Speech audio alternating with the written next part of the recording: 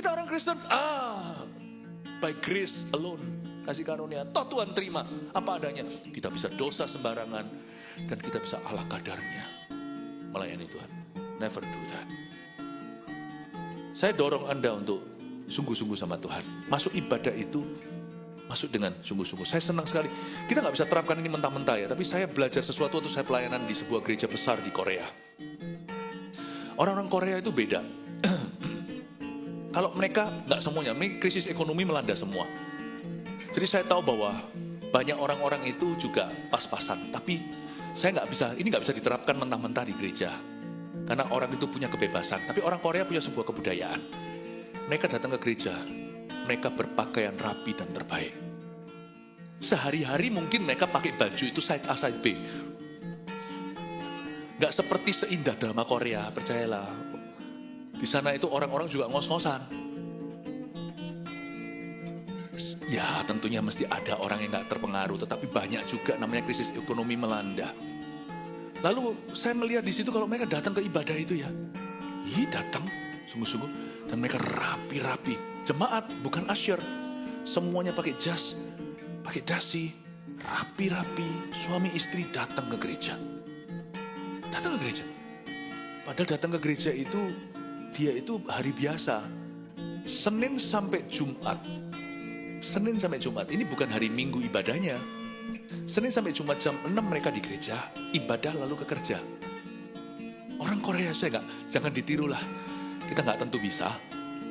Lalu pulang kerja, mereka nggak langsung pulang ke rumah. Mereka ke gereja dulu, setiap malam itu ada doa. Dan mereka datang itu pakai baju rapi, datang. Orang Korea itu punya satu tradisi. Untuk Tuhanmu, kau harus rapi. Untuk Tuhanmu kau harus sungguh-sungguh. Saya kira saya seorang sebagai pengkorbannya. Saya nggak seorang, saya lihat semua datang ke ibadah.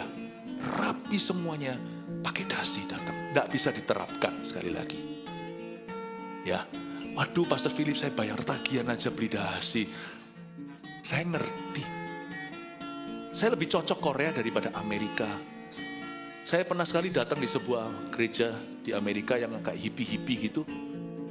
Itu pakai celana pendek datang dan sandal jepit. Lain cerita kalau dia nggak punya sepatu, dia punya. Dia datang nyantai gitu, lalu doanya, bro, manggil Yesus bro. Saya itu sampai, hah? Saya kagum lah, mungkin level rohaniku nggak seperti mereka lah. Mereka ini jauh lebih dekat sama Tuhan, ini sarkastik ya. Saya rasa mereka itu sudah di level yang berbeda lah, saya nggak mau ke situ. Kenapa cara mereka memperlakukan itu, saya tidak suka. Cara orang memperlakukan ayah saya dengan sembarangan. Sebut nama Tuhan aja tidak boleh sembarangan kok. Datang ke ibadah dengan sembarangan. Don't do that. Pakai celana pendek, pakai jepit gitu aja. Tapi kalau ngedit, kalau kencan, ya ampun. Kelihatan prioritasmu lah. Bapak Ibu. Dia permata sardis, permata yapis. Paham maksudnya? Anda punya permata berlian berapa karat? Saya nggak ngerti berlian by the way. Kalau karatnya besar bukan karatan. Nggak mungkin kotak berlianmu dari kertas koran. Apa yang membuat orang kaya itu susah sekali? Karena harta yang mereka punya dalam bentuk apapun, mereka harus punya kontainernya yang sama mahal atau yang sangat mahal. Jam tangan yang macam-macam itu harus ada. Nggak mungkin kan dikasih kotaknya terang bulan. Kalau itu permata Anda kasihkan, simpen di kontainer, mungkin tidak semahal permata itu, tapi mahal pula.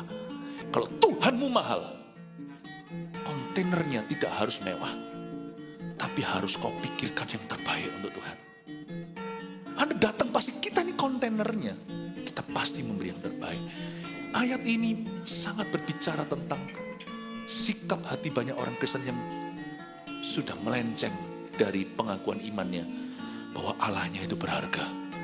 Jangan sampai kita yang tidak percaya hukum karma justru membuat Tuhan terasa murah.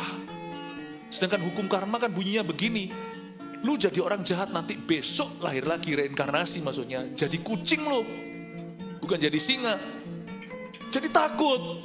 Kita orang Kristen, by grace alone, kasih karunia. Toh Tuhan terima apa adanya. Kita bisa dosa sembarangan dan kita bisa ala kadarnya melayani Tuhan. Never do that. Amin Bapak Ibu Saudara.